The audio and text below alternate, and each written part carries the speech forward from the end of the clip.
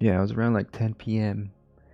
and I realized, oh shit, the new Ahsoka episode is has already aired, or has already.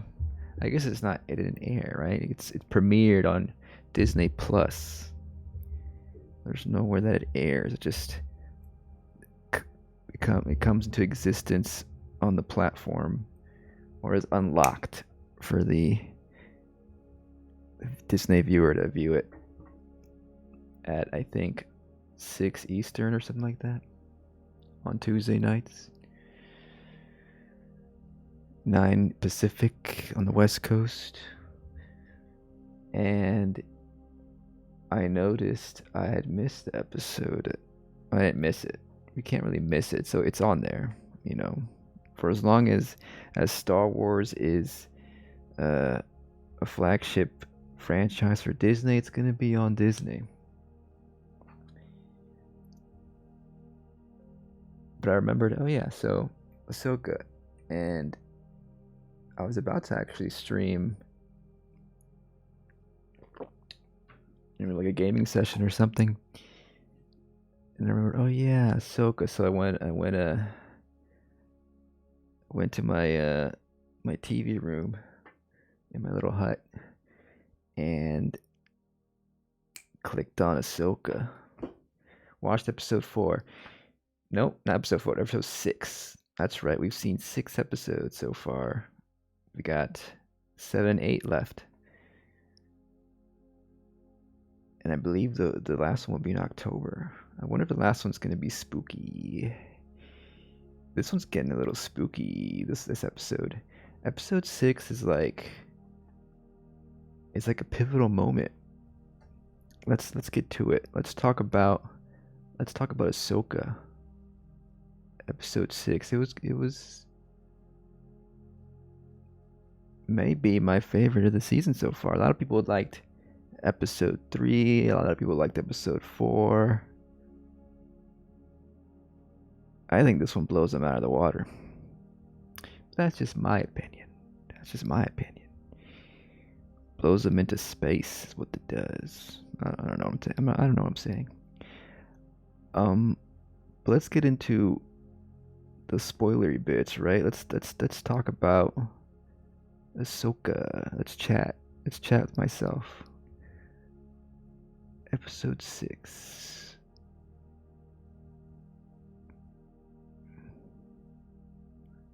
That's it right there. That's the same image we were just looking at. What a coincidence.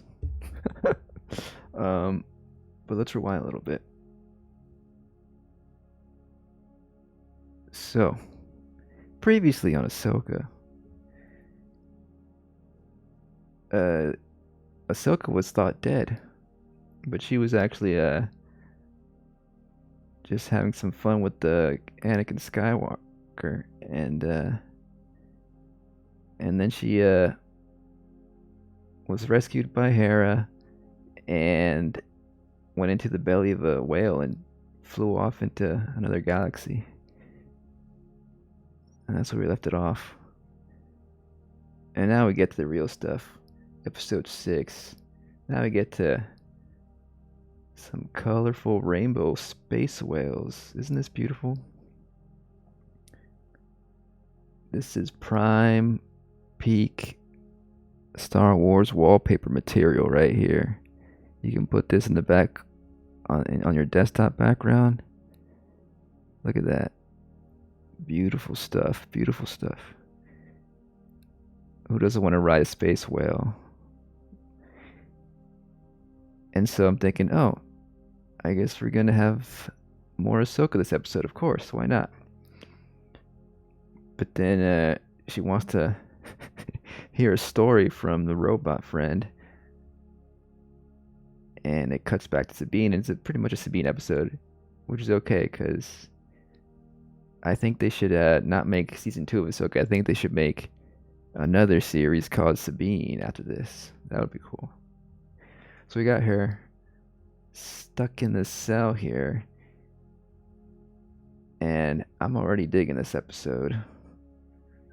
I mean, just those whales alone, right? And now we got Sabine. I'm thinking if this season ends really strong, which I think it may. I think the season may end really strong. I'm gonna coin the phrase, the show has whale jumped, which is based on the phrase when the phrase "jump the shark." You know, that's how you describe a show that jumped the shark is a show that uh, totally made a left turn, and from then at that point on, is no longer a quality show. It kind of did something ridiculous, so ridiculous that it's bad now, and it comes from no. Hear me out, Mister. It comes from Happy Days. You remember that show, right? From I think it was the '60s, or was it? Yeah, around that time. Jumping the shark, right? When Fonzie jumps the shark. Right? And when people say that, they're saying that at that point at that point in that show's life cycle, that's when the show went downhill. So I'm gonna say Ahsoka here, they whale jumped, they jumped a whale, and now I think the show is actually really good now. It's the opposite of jumping the shark. You see, it's the opposite. Because I'm really digging this series now, and I think this episode is like peak Ahsoka right now. But that's my opinion. That's my opinion. So, jumping the whale, because they whale jump, you know, from one galaxy to another. And that's the cool thing, is that we're finally at a place here, where like we're in a whole different galaxy. There's so many possibilities, and I feel like Star Wars is actually doing something interesting now. You know, it's like forget the other galaxy, whatever that's called. Like explore new things, and so I'm pretty excited. But let's continue. This one got me emotional. Yep, definitely. Yeah, the ending when I haven't seen Rebels, but even I got emotional when she hugged Ezra.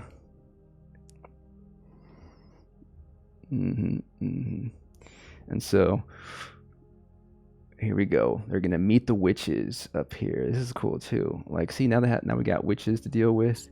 You know, they're the um, classical witches, kind of like the three witches you would see in Macbeth, or old like fairy tales of the three witches always represented, like the crone. It's like one of the witches is like an old crone, other one's like just an adult, another one's like a child or something. I think it's a typical way of depicting those witches. But these are similar ages, I think. But anyways, what I'm saying is, it's pretty neat. It's pretty neat. And right, oh yeah, the witches from Dune, right? Yeah, yeah, it's all similar archetype, but yeah. Oh my god, when this ship comes in, that's pretty epic too. Like, I didn't really expect to see Thrawn come in here so quick. I mean, I thought that maybe he would be come in the last episode, right? So I'm happy to see him here, and this is just chilling. Like, this is really good performance here. Like, I've seen the images of the cartoon, and it doesn't really hold up to this. He almost looks like Snake-like, you know.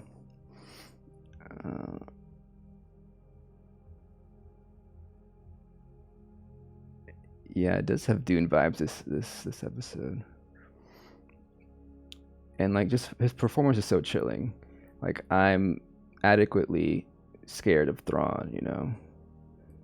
And I think that like his methodical like delivery of his lines, all that really fits with his character. And I think this is a worthy villain for the series, but also for like a movie or something. Like, that upcoming Thrawn movie seems like it's gonna be pretty good with with this Thrawn at the head here. But Sabine's all cool. She's like, it's nice to see her, stand up for herself and not really show any fear. Cause Thrawn's an asshole, right? He's a good villain, but he's still a villain. And we don't want to bow down to Thrawn. Fuck Thrawn, right? And she decides to go save Ezra, go find Ezra, even with the threat of dying, of supposedly being stranded here. This scene, I feel like, just feels like a little filler. I don't know. It feels like I like the new aliens that they introduced in this episode, but these fighters here have these grunts. They just feel like fodder. Like it could have had more impact if maybe we saw them communicate a little more, even with their alien language. I don't know. It just felt like standard action sequence to get to the next point in the story. But just a minor quibble there.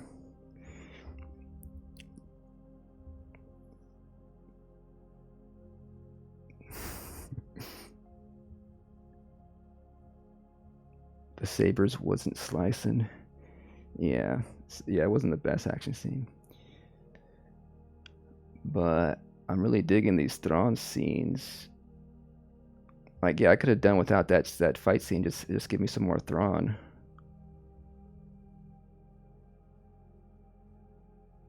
And then this is cute. This is a cute scene when she finds these hermit crabs over here. Like, Star Wars continues to like know how to create cute little creatures, right? And that dog horse is pretty cool too.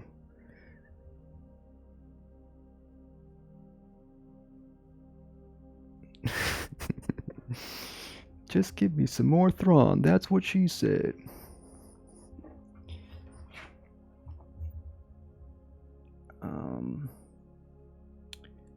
This is cool, and we didn't need subtitles here. We get it. We get it. They know where Ezra is.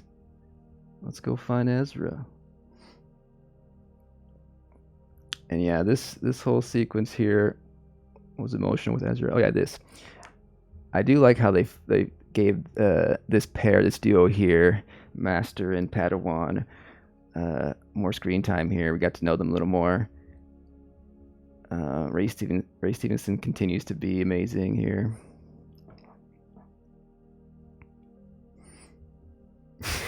It only takes 25 minutes to find Ezra in this whole new galaxy. Yeah, that was a little fast, wasn't it?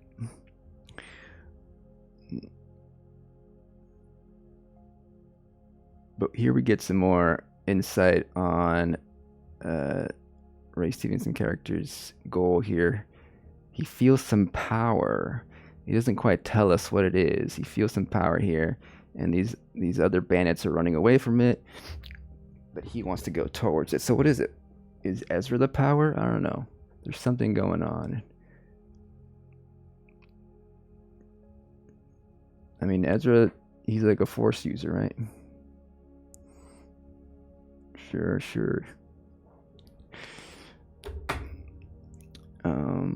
But then these little hermit people are fun, and we get a cute little hermit baby upcoming. Bird baby crab thing. And then it takes its time a little bit. She's just looking around. Okay, interesting. And then out of nowhere comes Ezra. Right? I knew you showed up. He just, I guess, how long has it been? He has a beard and everything. Has it been like 10 years or something? Him stranded here on this planet.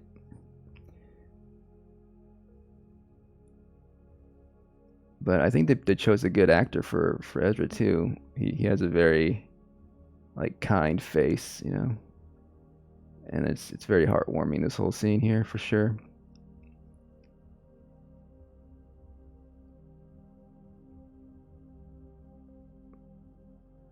and then he's like, the plan did work, right?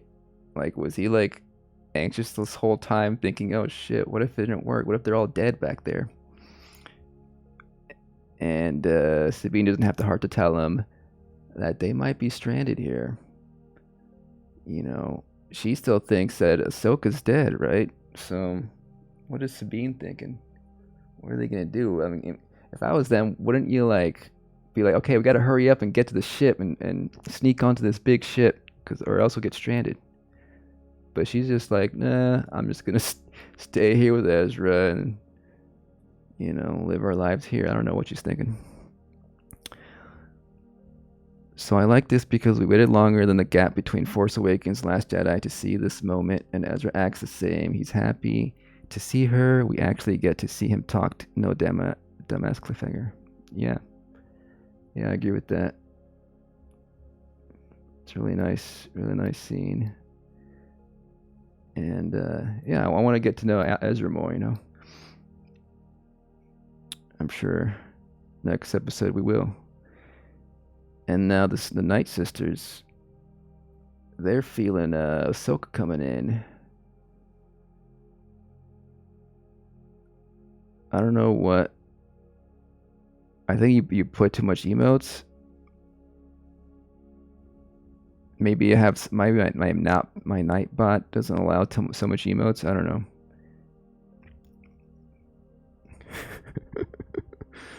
Sorry about that. I think you were just putting a bunch of slugs. Not slugs, sloths.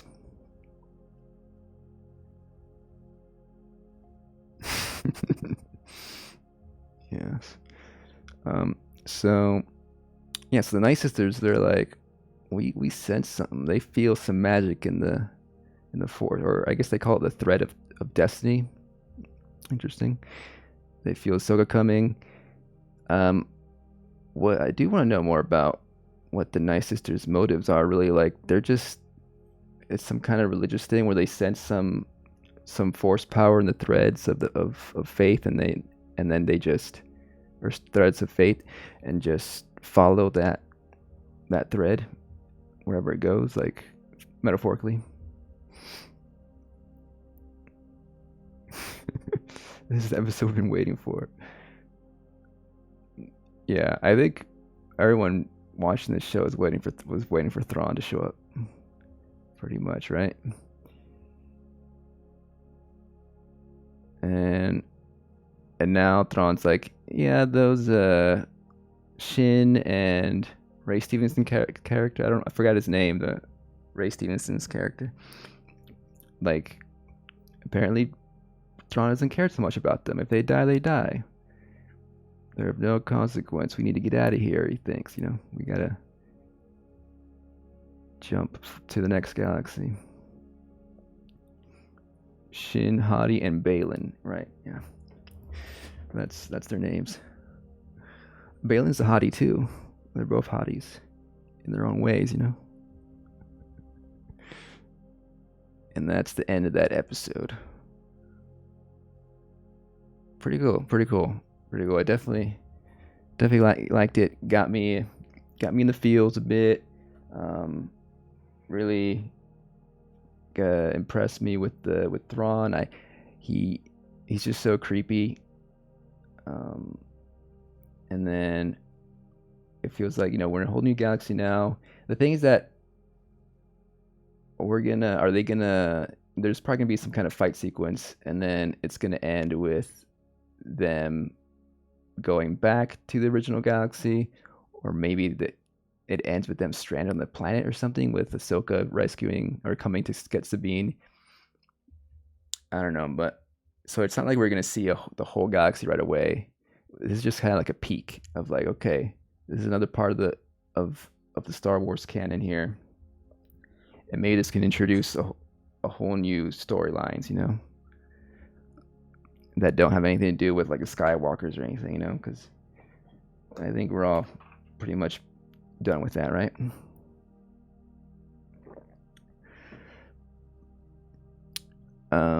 Definitely a banging episode. Didn't even miss Ahsoka herself. Yeah, I didn't really miss Ahsoka.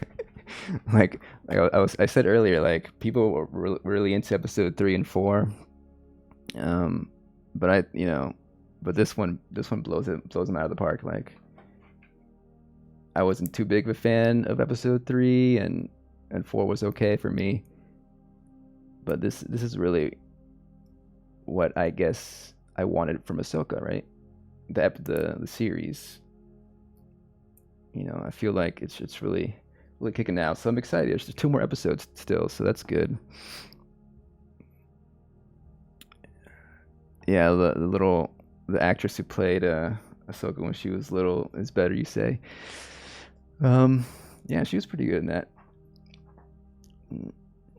I feel like again, I think this might just be the direction. I know that Rosario Dawson could have done it differently if she was directed differently, or maybe the script was different.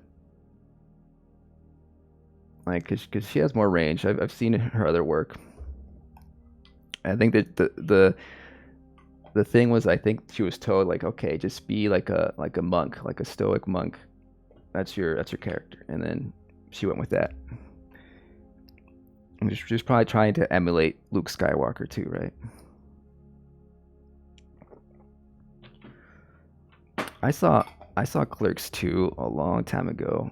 I've been actually meaning to watch the new Clerks 3, or is it Clerks 3? There's a new one that came out like recently. I think it was this year. But yeah, I was really into Clerks, back in high school. I think it was one of my favorite movies. um, and they talked about the Death Star. They were like, what are the lives of the contractors and the people working on the Death Star, And then they brought over that joke into the Clerks 2, right? They mentioned that joke again, and they expanded on it, I think, or did they? I think they did a joke on Lord of the Rings, actually. All right, I haven't seen it in a while, but I'm curious to know if they reference that Death Star joke or Star Wars at all in Clerks 3. Now, now that Star Wars has gone through so many phases, because I think the Clerks 1 come out before Phantom Menace. I feel like it did, right? I feel like Clerks was like mid to late 90s, and Phantom Menace was 1999. But yeah, I do intend to watch Clerks 3 at some point. But it's one of those, it's like it came out and then it like got lost in the shuffle of things, and then I always forget it exists. Like, oh yeah, Clerks 3 came out. I should watch that. Right, Lord of the Rings, the puke, yeah. Yeah. Yeah, so Rosario Dawson is also in Clerks 3. Is she in that too? She was in the second one.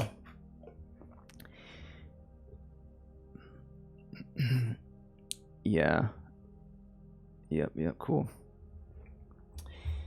Yeah, or maybe that's a movie I'll watch, and then we'll chat about it on stream at some point.